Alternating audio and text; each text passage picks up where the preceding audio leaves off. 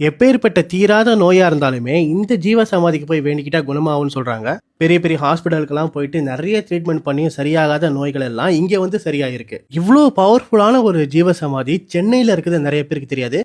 சென்னை ரெடில்ஸ்ல சாமியார் மடம்ங்கிற ஊர்ல இந்த ஜீவ சமாதி அமைஞ்சிருக்கு. இங்க நீங்க வந்தீங்கன்னா, அவர் வாழ்ந்த காலத்துல பயன்படுத்திய மருத்துவ பொருட்கள், அவர் வணங்கிய தெய்வங்களோட சிலைகள், அதே மாரி அவரு படிச்ச புத்தகங்கள் எல்லாமே இங்க வச்சிருக்காங்க.